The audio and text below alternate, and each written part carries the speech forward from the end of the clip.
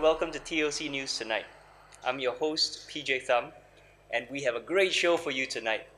Our guest is TOC Editor-in-Chief Terry Shi. We begin tonight with our ongoing coverage of the general election. Repentance Tour 2015, PAP or... Last night, representatives of the major parties got a chance to debate in English and Chinese on television, although not in Malay or Tamil. Perhaps next time. It was their chance to really articulate their policies and debate each other and get their message out straight to the public. Let's see how they did. Sorry, your time is up. Hang on. Sorry, your time is up. Your time is up. Sorry, GC, you run out of time. I'm afraid your time is up. Our time is up. Time is up. Your time is up. I'm sorry, your time is up. I'm sorry, folks, but time is up.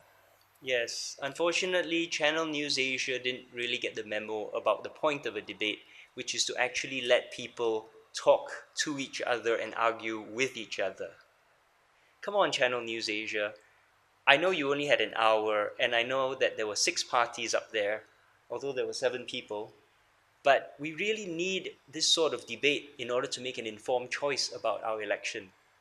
But in spite of this, some debate did occur.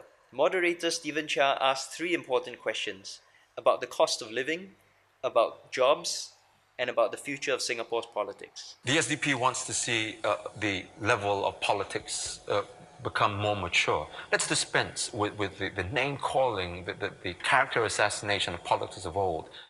Okay, that's fair enough. We are in a new era of politics in Singapore. Let's have a clean and fair fight. Lawrence Wong, how do you respond?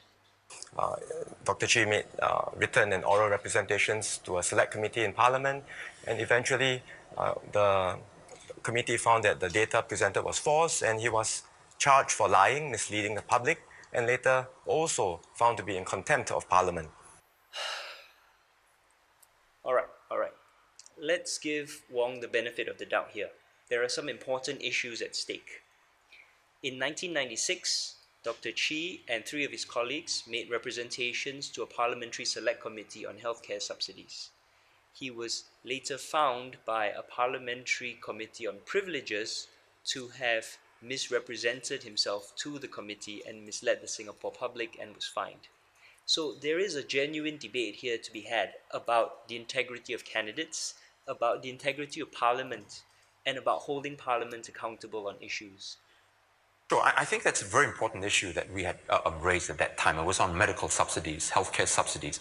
And we are still the only party that actually held the government to account. Don't forget, at that time, Minister of Health was George Yeo, and he had repeatedly apologized for some of the things that the government had gotten wrong then.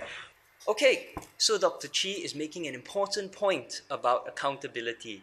He says he made representations on healthcare subsidies and was later proved right when George Yeo apologized for being wrong. That's a fair point about the need for opposition and accountability in Parliament. Now the debate is getting exciting. So I'm just stating what is on public record. And as I said, the public record shows that the select committee had found Dr. Chi and several others in the SDP. But also, let's not pretend that the select committee was just a body gentlemen, of I'm sorry, but judges. I think this is not an issue that we want to look at other issues. This is something else that I think you can discuss perhaps in private later on. In private? Stephen Chia, I think you misunderstand the nature of a debate. Just as the debate was getting really interesting, you had to go and shut it down. It's like ringing the bell in a boxing match every time someone throws a punch. You know, this is really disappointing. How do we engage with the issues if you don't let politicians debate publicly about them? It's not just enough to have good candidates. We need to have a good process for electing our leaders. We need to hold them to scrutiny, not limit them to 30-second sound bites. How do we make an informed choice if we can't hear the candidates talk, if we can't watch them defend their policies to each other, if we can't see them in the cut and thrust of debate? Must we be limited to set pieces and rallies? We need to see them debate each other.